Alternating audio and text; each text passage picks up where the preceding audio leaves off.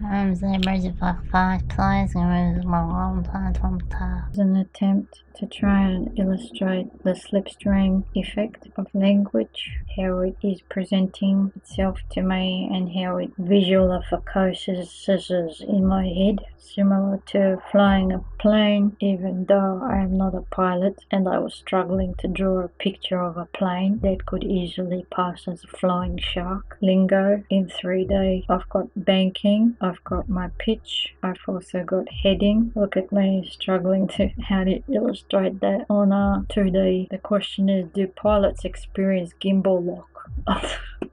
Do they experience gimbal lock just on this triad of jargons? I don't know if pilots use heading, pitch and bank, but if they do, we're on a roll. The question is, do you guys have gimbal lock? Because if it exists in my paradigm of 3D, then surely the airplane flyers, they must be carrying gimbal lock. What causes gimbal lock on a plane, and what does that look, feel like? Does it exist? If it doesn't exist, then maybe a pilot can help find a solution for the 3D landscape to show us how to make gimbal lock not happen at all. The story of gimbal lock, yes, I feel that gimbal lock will be fun, but not right now. This was about trying to illustrate the slipstream language, how it feels for me. Here we've got the ground control and Major Tom. I don't know where Major Tom is. I don't know, where are you, love?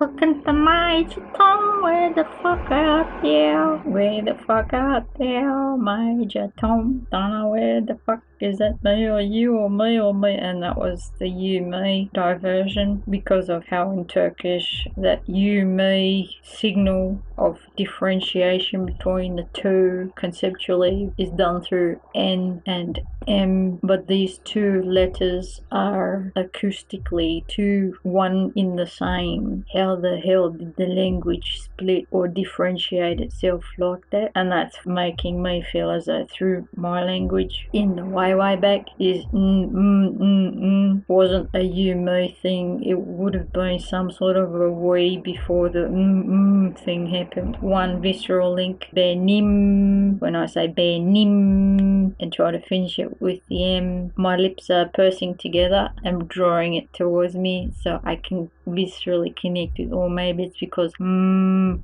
sort of drawing it in towards myself through my lips. I can understand how they could be signaling mine. But when it's senin, my lips are open, my teeth are flashing a bit physically, viscerally. Yeah, okay, I can kind of get it on that level of how it becomes a mine. To do that, you got to say the word mine, but at the end of it, just try to do an M, close your mouth with an M shape. Mine. It's mine. And yours is, no, I can't do that yet. See, that was a digression. Separate chapter outside of the slipstream. The slipstream of the Abolalia, as it happened to me, yeah, it was like this. It was like this. It's... alright, okay. Going back to Mr. and Mrs. Pilot, you who know how to fly planes. I don't know how to fly a plane, I only know how to fly a kite. Shut up, you fucking truck.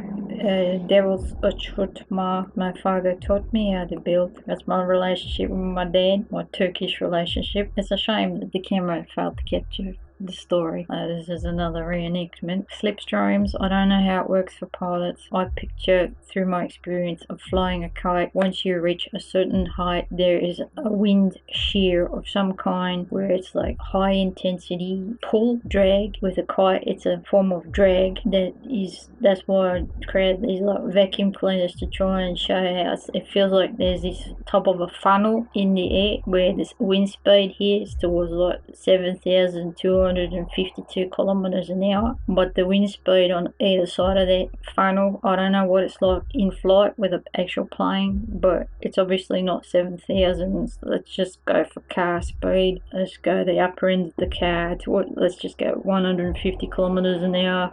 it's obviously faster somehow, I imagine. Let's say that's 150 kilometers an hour up there, but at ground level, let's say it's 40 kilometers an hour. I just picture wind speeds being significantly higher the further up you go, because that's what I felt with my kite. At ground level, you can't really take off, but when your kite goes high enough, you hardly have to try, and then it can just it just keeps going and going and going. You can pretty much just cruise on it. So I don't know if that's what it's like to fly a plane. I don't know if that's what planes work like, but this striation in the atmosphere, stratosphere, was the fucking difference between those two words. Oh, don't tell me it's because this is this section and then this section. I'm talking about, yeah, from ground control to Major Tom. I'm talking about that spectrum. Languages like that, with the abolalia especially. I was just a kite who didn't ever truly get to ground and root like how my mum did, whereas there's the one who just outright chose to fuck off, just cut it off entirely. So I had no way to root with the land here. And the story of that stuff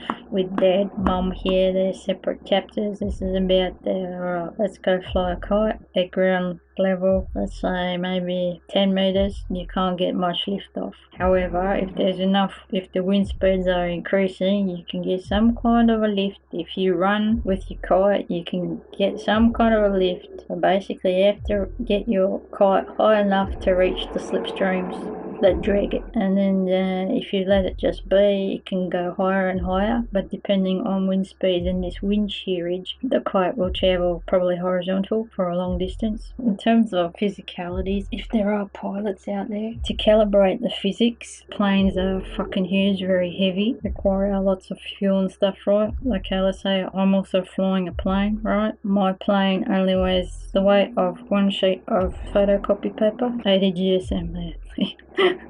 I've been able to breach airspace with a plane that's 1 gram, and the distance of my string is 1 kilometer. I can make a kite go that far. The thing is, I'm conscious we have regulations. Oh, you're not allowed to do that much, you can't order there.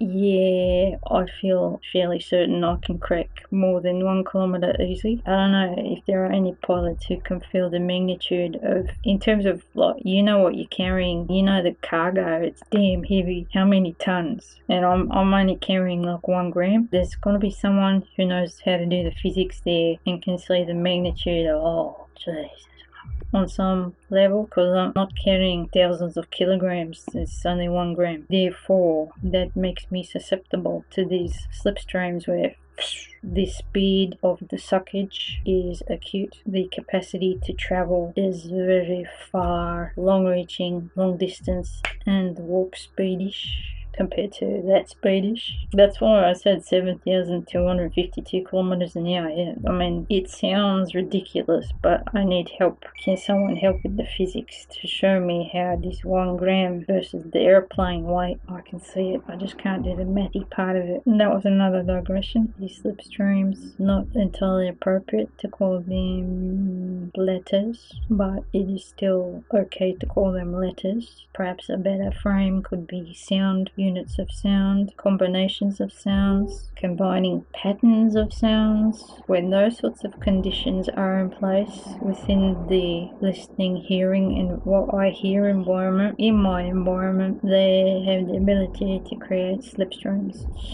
that suck me in. For me, it's a sensation of getting sucked in. It's sucking me because it's like in the sky, it's a form of drag that's pulling me because I've got a string, and it's kind of like sails on a boat with a string that's getting pushed that way. But with the plane, I imagine it's the other way. The wind direction, I'm guessing if it's going towards the plane, it'll make the plane go up. That's just a guess, I don't know for sure, but there are certain conditions which will make the plane suddenly jump up, down, turbulency stuff. Slipstream could be similar to turbulence, I'm not entirely sure. The experience is not a jolt, however, it's so smooth you can barely discern something's actually happened. I suspect it could be similar to wind approaching the plane, and it makes you go up a bit. It's smooth, it's not jarring. When I stutter, when my flow is obstructed, it's turbulence. And that's the same as when I say in previous videos, it's like I'm a train and the tracks go they jolt me, they jar me, they derail me completely. Turbulence is another concept that correlates on the visceral. I'm so frustrated because I don't know what I've said in the previous attempt to try and capture the story of the slipstream from the ground. The higher up I go, the more this way, that way. Streams, I can catch more. As I go up, I can catch more. But if you are like a tree rooted, heavily rooted in the ground, you can't lift off. You can't fly. It's almost like there's dead and there's his chain. Actually, you can't go too high, but you know, maybe you go just a little bit higher. Because I have breached airspace. I know that. I know I'm capable of doing that. Yeah, it would be really cool to see just how far can I make a kite go. I'd love to do that, but that's probably going to cause problems up in the skies. How is it any different to you folks putting your bloody satellites, for fuck's sake? Your orbiting satellites, yeah, that's it. Once you get to a certain height, yeah, you can just keep cruising there. And this is why there was desire to try and travel into the stream of physics there. We're dealing with 1 gram. Is there someone out there who can feel the scale? Imagine how far and how fast can you travel if your rocket ship was only 1 gram. I'll just finish it here.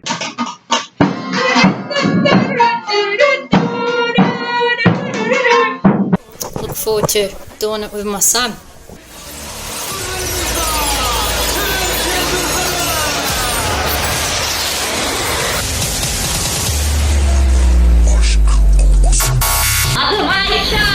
Get